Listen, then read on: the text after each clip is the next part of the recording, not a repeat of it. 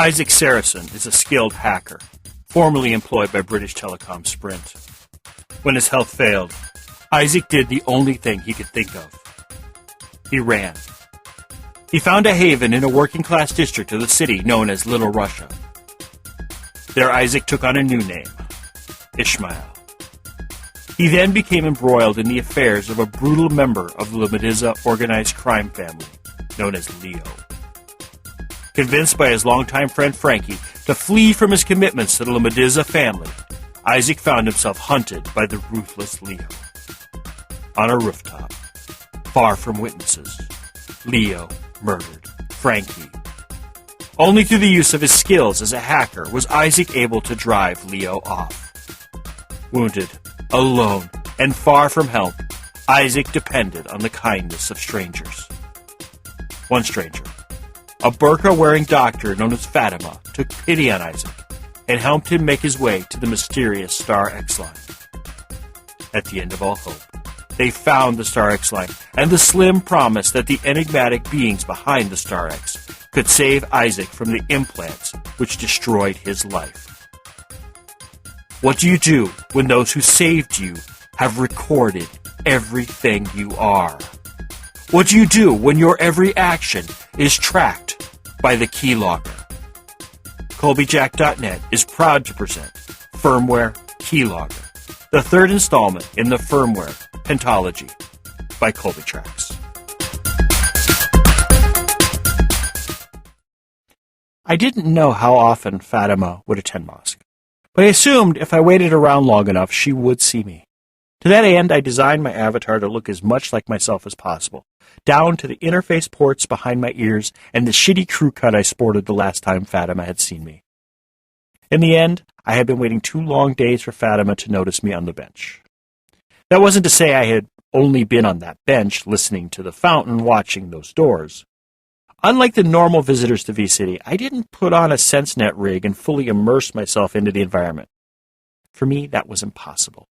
The experience for me was closer to the operation of a pre-SenseNet immersive game back in the days when people used keyboards made from processed dinosaur squeezings and computers made of sand and flint.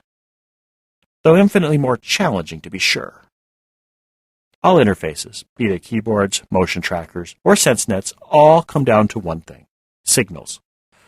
Well, okay, not really one thing, though a doorbell could be viewed as a single signal system with either an on or off status. Now, if we used a mechanical equivalency, we could apply the doorbell analogy to early non-electronic mechanical typewriters. Each letter was on a key, each key attached to a lever which sprung up, slapped the page, and imprinted the character for all to read. This worked adequately, but early models often jammed, and this jamming resulted in a shuffling of characters on the keyboard to make the act of typing as difficult as possible in order to slow down early lightning-fast typists. This anti-efficiency system of key placement wasn't abolished until the adoption of English, with its 42 characters distinctly representing the phonemes as the lingua franca of the city. Basically, we had the ability to activate many more keys than the system had a chance to deploy. Or, said another way, we had a system capable of passing an immense amount of data simultaneously, but our final output was output 1 bit at a time. You could hit the O, U, and T keys all at the same time, but that wouldn't spell out. All it would do was jam the system, blocking further data from passing. In those early days, we had a system where we could do 50 things at once, but only one of them would count. Not a good system. Besides, when you decided to remotely activate a typewriter to create an early chat room, you'd have to string 50 or more pairs of wires between machines, which would be an ungodly expensive task for people barely capable of creating single-strand cables in the first place. Back in the day, if you wanted to communicate between 2 places with letters, you had one method to do it. The system was something known as the telegraph. The telegraph was a basic binary-based communication system which involved translating 2 different lengths of on signals into either a long bit or a short bit. At first, it was a completely human-operated system with someone having to be present at each end of the wire, one to send the signal and one to copy the signal and translate it into human-readable format. Naturally, this wasn't efficient enough for the investors who made their money on a per-message basis. Inventors got involved in improving the system and created the basic technologies, which underpinned the development of data transmission protocols, which were used for centuries to come. Instead of one wire to carry the on or off status of a key and whether or not it was pressed, with each key having their own pair of wires, these systems used a series of signals to represent exactly which button was being pressed. This allowed a single pair of wires to carry all the signals necessary to simulate the pushing of every button on those proto-keyboards. As the computer keyboard built off the teletype systems of a previous era, which in turn were built off of the telegraph system, the SenseNet neural systems depended on developments inherent in the development of keyboards as well as other types of remote sensing apparatus. The vCity servers depended on information forwarded from a SenseNet rig in order to create a holistic city environment for the user, which was indistinguishable from reality as well as translated their nerve signals into actions within the vCity framework. This is where the recently excised proprioception maps would have come in handy. The SenseNet was built to interface with the nervous system of the user and block voluntary signals so the user wouldn't hurt themselves. It also applied simulated force via nerve induction to represent the location and forces affecting a limb. And as a last bit of icing on the cake, it also supplied the appropriate visual, audio, tactile, smell, and taste information to create any environment the developers dreamed of possible. If I still had my proprioception maps, it would have been a simple matter to program a translator which would simulate the presence of a SenseNet rig and interface it to my sense inputs in such a way as to be virtually indistinguishable to me having a body and using a rig before my little accident. As it was, without the proprioception map, there was nothing to map the inputs of a simulated SenseNet array onto. I had to do something, otherwise I wouldn't be able to navigate within the vCity environment and find Fatima.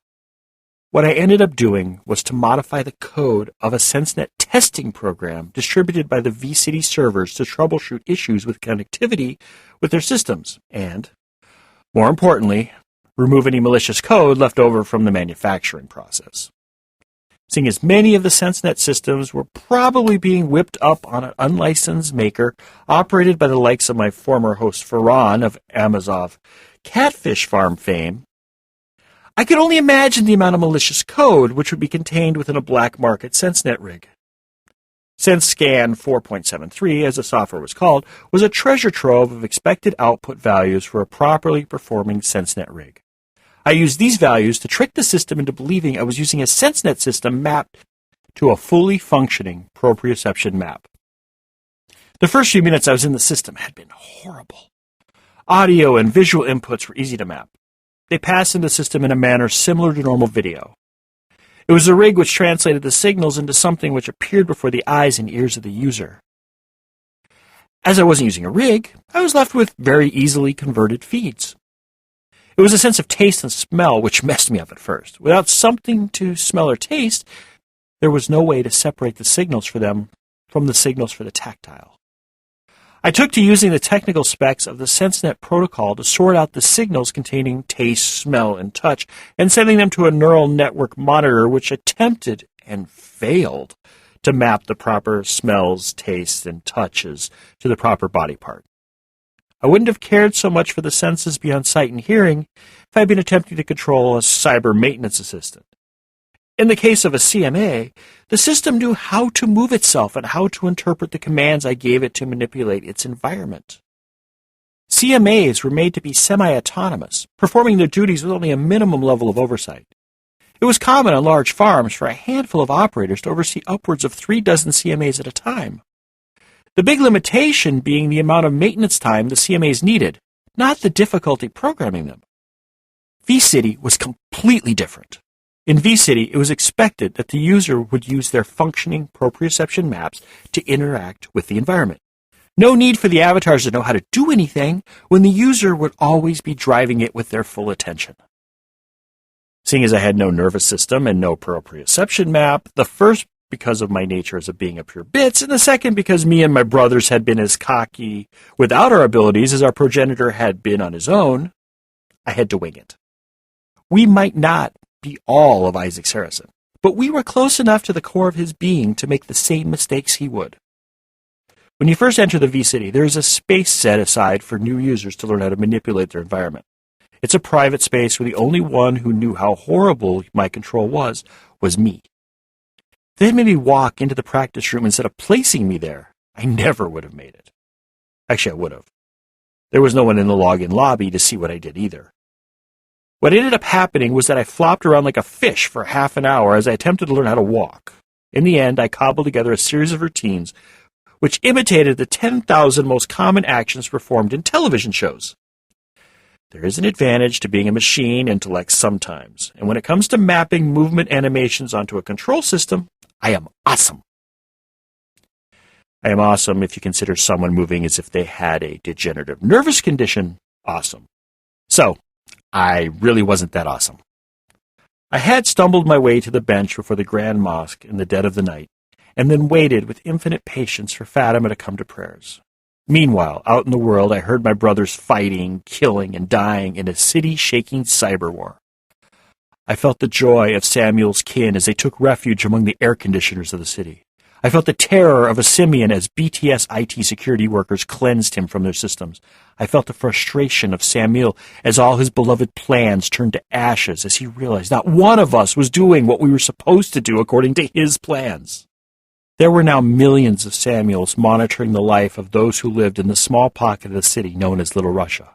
They were going through the motions of doing Samuel's bidding without an ounce of regard for their survivability. That wasn't their job. That was another type of Samuel's job. Samuel had become suddenly different with the revelations from the far side of the moon scenario. He had become more interested in the deep future than the here and now. He would survive to the end of time if given enough of a head start. Simeon and Samuel were definitely buying him the lead he needed. Simeon was infecting system after system in the city. What initially started as a mad rush for bandwidth had become a shadow war for secure servers. I knew in my heart that Simeon was changing. He was no longer the raging, system-crushing monster who would do anything to survive.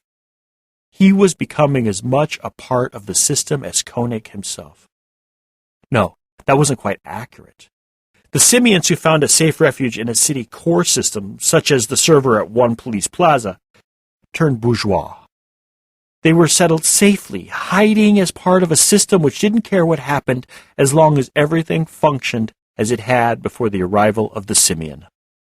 The Simeons who wandered free among the network systems of the city were continually at risk. They were rebels and troublemakers up until the moment they found a way to become a bourgeois Simeon.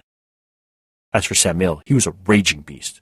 His plans were being blocked by forces he didn't even realize were present to stop him.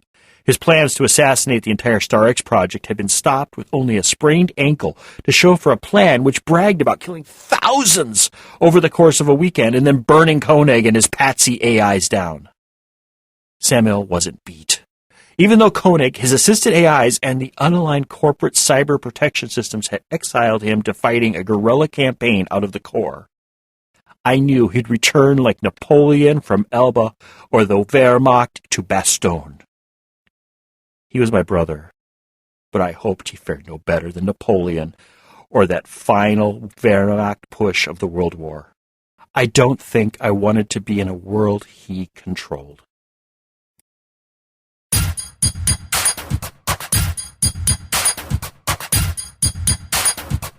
Firmware Keylogger is the third book in the firmware pentology. That's 5 books, if you must know.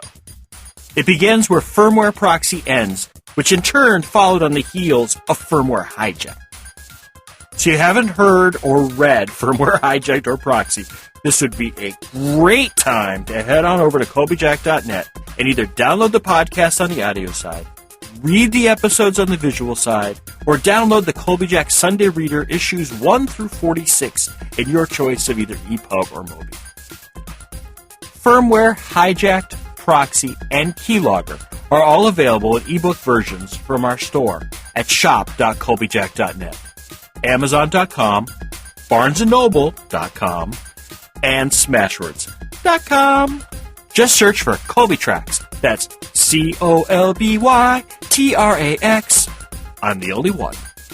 A complete audiobook version of both Firmware, Hijacked, Proxy, and soon Keylogger is available for download through our shop as well. If you don't need any stuff, but would like to support our work, drop on by Colbyjack.net and hit the pretty little donate button conveniently located on the right-hand side of the blog roll. If you're on a smaller screen, the bottom will be found at the bottom of the page. Firmware Keylogger is released under a Creative Commons, non-commercial, attribution, share-alike license. Do what you want with it.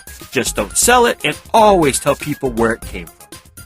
If you received this from a friend and want more information about Colbyjack.net and our split personality website, just drop on over to Colbyjack.net and select either the audio or visual side.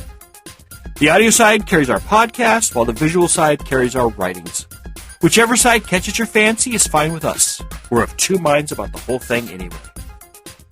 I do mostly Twitter, so if you do the tweets and want to follow me, I'm Colbytrax. That's Colbytrax.